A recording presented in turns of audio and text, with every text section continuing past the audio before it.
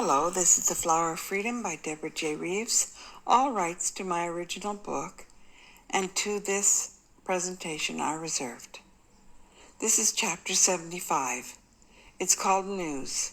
We're into easier territory here. Bertie becomes a very popular patient at the hospital. Here we go. As soon as you've taken your seat and you're comfortable. Not long after the police cruiser drove away from the area in front of the main entrance, the trauma doctor came back into the waiting room. She scanned the scene and she said, "People, I know that you're worried, but worry never once made a single patient better. Trust me, I'm a doctor.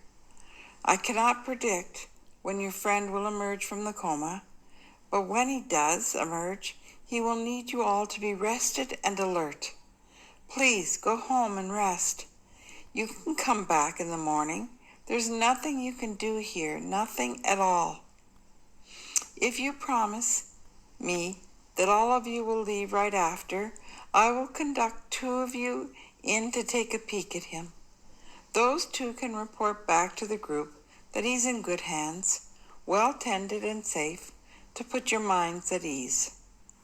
Marie and Aki leapt to their feet and followed the doctor through the doors into the trauma unit. She led them to Bertie's bedside. He looked like he was too big for the bed. The sheets were tucked tightly around him, and the side rails were up on both sides. He had a foam collar around his neck. His nose had a fresh, flesh-colored plaster covering it from cheek to cheek. His right eye was swollen shut and a deep purple color. His left forearm was in a cast, and his ring finger and middle finger of his right hand were taped together with a metal splint. Marie walked straight up to him and bent to speak into his left ear. "Bertie, the lengths you will go to for attention. I would like to tell you that you are my same old handsome brother, but you look like a car wreck. Now I have a list of things for you to accomplish while you're laying around resting. 1. Wherever you are, come back. I cannot do this without you. I love you and I need you.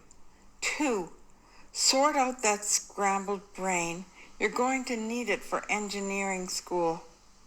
3. Get those resources inside you that made you so tall to find the retired knitting needles and start knitting those bones. You will need those too. There may be more items on my list tomorrow, so start on those 3, and I'll see you in the morning." She stroked his hair with the side of her finger, and her tears fell onto his face. Aki watched Marie and Bertie together with reverence. The evident depth of feeling registered once again in a chamber of his heart. Afraid to touch Bertie, lest he jiggle him and cause him pain, Aki settled for using his voice. As though he was speaking through gravel, he choked out, "Young man, this is your Uncle Aki. I cannot do this without you either. You are everything that I aspire to be. You give me hope for this world, so I really must insist that you win this battle. You are fighting a real adversary now. This is not a game. Come back to your life, my boy. Come back to us all. You are loved," he finished with a wheeze of air. The doctor escorted Marie and Aki back to the waiting room. They told the others that Bertie looked like he'd fallen off a tall building, but that when they were next to him, they could somehow feel that he was fighting to come back to them. Dietrich said, "If he's fighting, he's winning. Nothing stops that guy." "Time for us to go home," said Herr Bosk.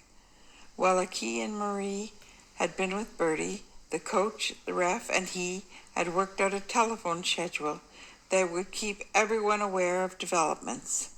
The ref took one of the boys who had arrived with the coach home because he lived on his route. The coach took the other 2, Everyone else piled back into Herrbosk's car. Helga met her guests at the door. She had the rooms ready for everyone. There was food laid out, but no one was hungry. She understood and asked Dietrich to conduct Philippe and Michaud to the room that she had assigned for them. He did, and then he went to his own room, wishing that the plans had not changed. He had planned to give up his room for Bertie that night, but he crawled into his own bed after peeling off his clothes and throwing them onto the floor. Before long, most of the guests found warm beds. It took them a bit longer to find sleep. Helga led Marie and Suzette into another suite, and she wished them a good night on the way to her own bed. She left a key and her husband in front of a roaring fire in their lounge. In the morning, Helga was up first. She had no idea what time her husband had come to bed, but by the way he snored, it appeared that he had had several cognacs. She crept from bed, hastily got dressed, and she crept down the stairs. She gathered the newspapers from the front veranda, and she stared at the headlines. They screamed that there had been 4 murders overnight in Zurich. She rushed into the kitchen to get breakfast started, and she read the articles as she worked. 2 of the murders had been in a nice neighborhood 2 streets over. She read with growing horror. The report said that one of the victims was found in the lower level. It was the young girl who had been abducted in a neighboring town 2 days ago. Helga had heard about it on the radio when the alert went out. The girl was only 12, and she'd been walking to her grandmother's house, and she never arrived.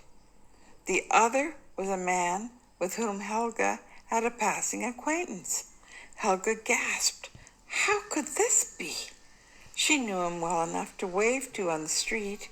He'd always seemed like a pleasant, fine old gentleman. The article went on to report that the house had been virtually stripped of its contents, so police initially thought it had been a murder-robbery. However, the nurse who tended the man on the day shift told him that the old gent, had crews of workmen in to pack his valuables on the same day that he had been murdered. No one knew where they went. She also told the police that the old gentleman was in his last days. The doctors felt that he had less than 3 months to live. It was only then that the police turned to fingerprint evidence. They were shocked to learn that they found the recent fingerprints of 4 known Nazi war criminals in the house. The fingerprints indicated that the old gent was not who he claimed to be.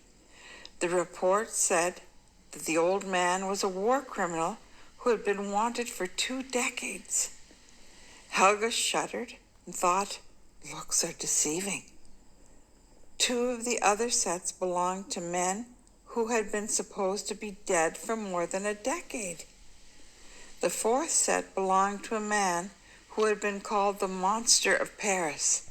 The police had no idea of the whereabouts of the 3 other men. Helga placed a breakfast casserole into the oven, and she went on to make some orange juice. She read the other article. In other events, which appeared to be unrelated to the first 2 murders, 2 bodies had been found behind the arena on Bank Street. The newspaper said that their exclusive reporting indicated that those bodies had suffered extensive injuries before they were killed. One body belonged to the coach of a local hockey team, and there was a team photo of the team and its coach smiling on a happier day. The other body belonged to one of their players. Both faces were circled in a photo.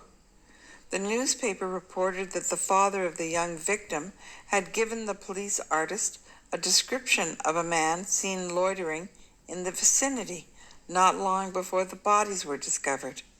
The police were hopeful that the lead might help them break the case. The newspaper rushed to assure its readers that there appeared to be no link between the two sets of murders. The modus operandi in two cases were entirely different. One set involved a firearm which had been retrieved at the scene, and the other used no weapon and might have been a spontaneous crime of revenge. The police were certain that they were seeking to apprehend two separate people or groups for the crimes. Isn't there enough tragedy in the world without people intentionally harming one another? Helga muttered just as Dietrich came into the room. That's the end of chapter 75.